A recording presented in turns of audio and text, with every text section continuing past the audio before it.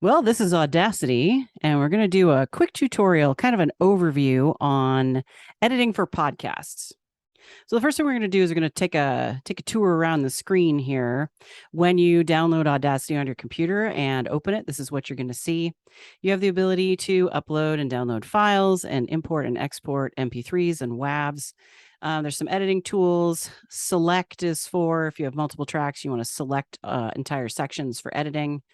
View, transport, and transport don't seem to use very much with podcasting. Tracks is where you have the ability to add new tracks. For example, you can add a mono track.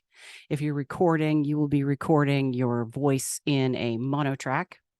So we'll just leave that there. Generate, again, you don't really have much need for that, but effect is super powerful. There are lots of different things you can do, like amplify, change pitch, fade in, fade out, like for a beginning, if it comes in soft and then gets louder to regular volume.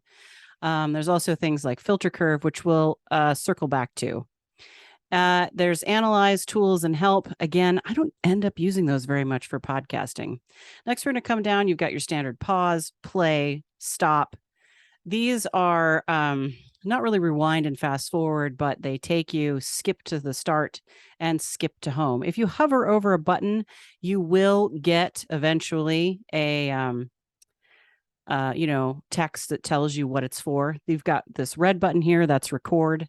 Then here you have some editing tools. Some of these you don't end up using much, but the select tool, the envelope tool, which works with volume, and then this double arrow right here, that is the time shift tool. You can use that to move tracks around in time, and we'll be coming back to that as well.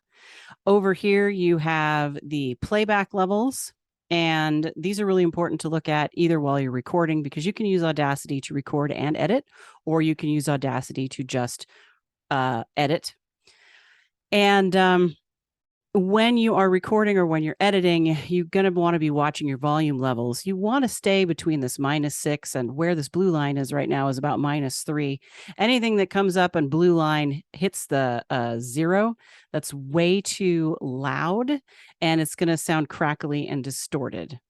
Next, we've got some more editing things. You've got cut and things like that. I don't use these quite so much, but these two, the trim audio outside selection and trim audio, silence audio selection, super important for if you have an area that's got a lot of static and things like that, you can highlight all of it and silence it. We'll come back to that. There is the zoom in and zoom out. And then here we have some volume levels for your microphone and your speaker. And this is super important. Selecting your microphone audio device, make sure that you have the correct device for what you're recording with. If you're recording with a laptop and you have a microphone plugged in with USB, you need to make sure that you're on the microphone, because if you haven't selected that and it's on, for my computer, it would be Realtek, then you would be recording with the crappy little microphone that your laptop has and not even recording with your microphone. You're always recording, speaking in your mono, and then your voice meter. This for me, this is your output speaker. If you're listening with headphones, if you're listening with a speaker, that's how you're going to want to select that. So let's get into talking about recording. That's this red button right here. I don't have the screen recording audio on, so if I record and then play it, you're not going to hear me talking. You're not going to hear the recording, but you can see the sound file, and that's kind of what's important here. So I'm going to hit record, and you see immediately it is starting to record everything that I'm saying in real time. This moves along as you talk. Stop. If for some reason you were like, oh, I didn't actually mean to hit record, you can use the select tool up here and select absolutely the whole thing.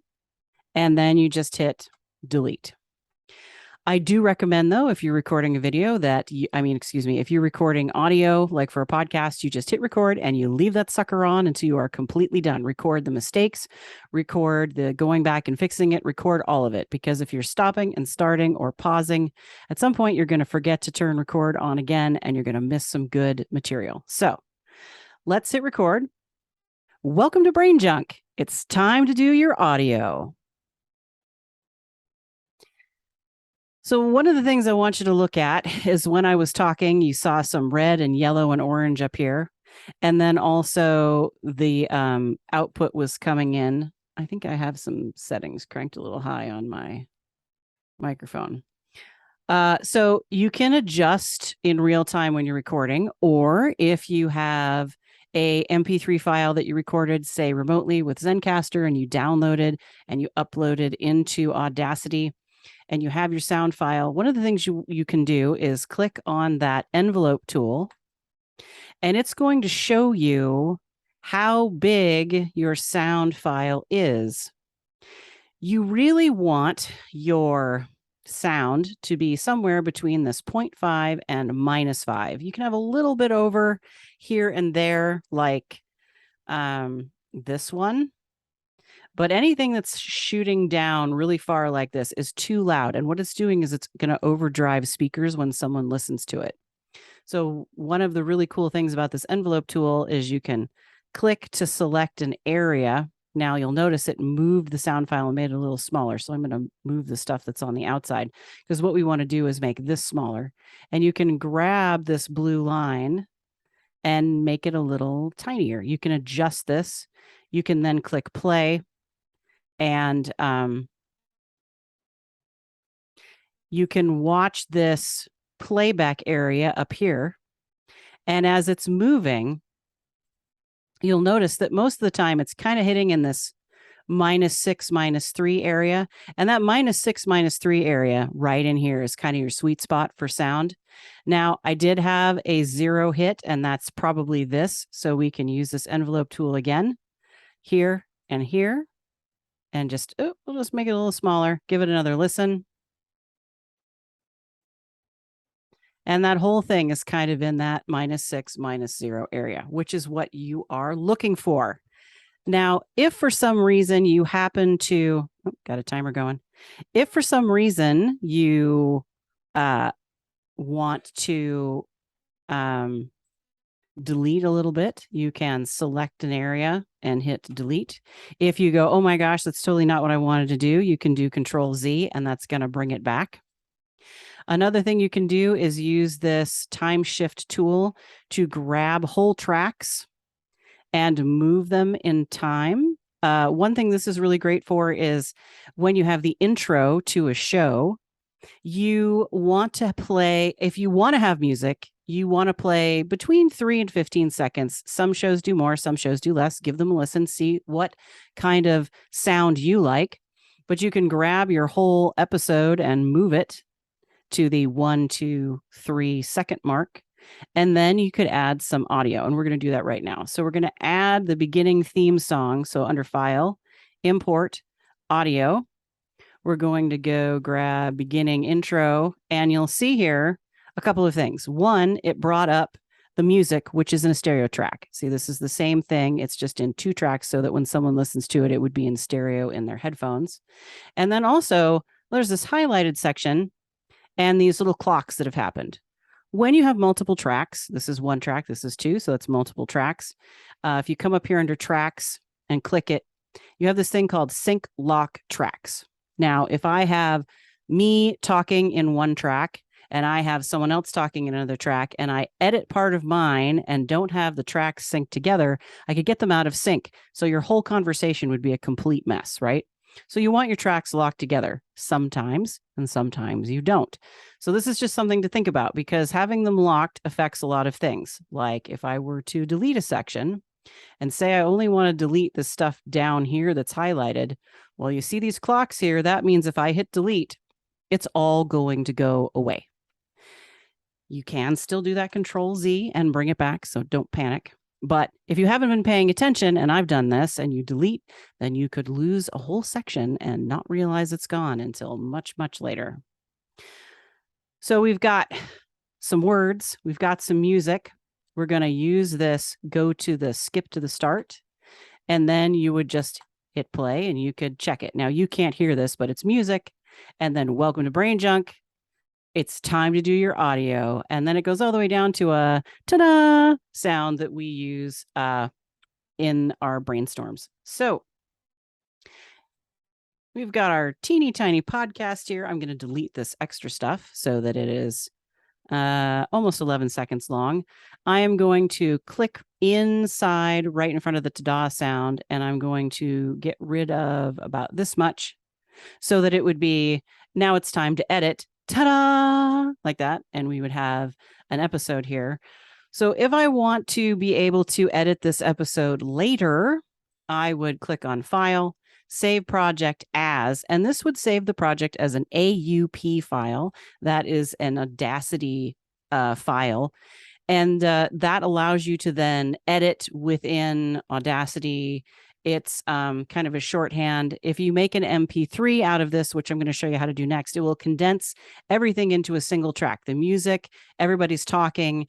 And so if you have 2 tracks of people talking and they're all merged together, it makes it very difficult to edit. This is why I highly recommend that when you record, if you can, no matter if you're using a USB or an XLR microphone, that you record each person in a separate track, because it does make it so much easier. So anyway, save your project as an AUP, keeps all the tracks separate so you can edit them later. When you are completely done and you're ready to create an MP3 so that you can put it on your website, you go to File, Export, Export as an MP3. You will give it some sort of title.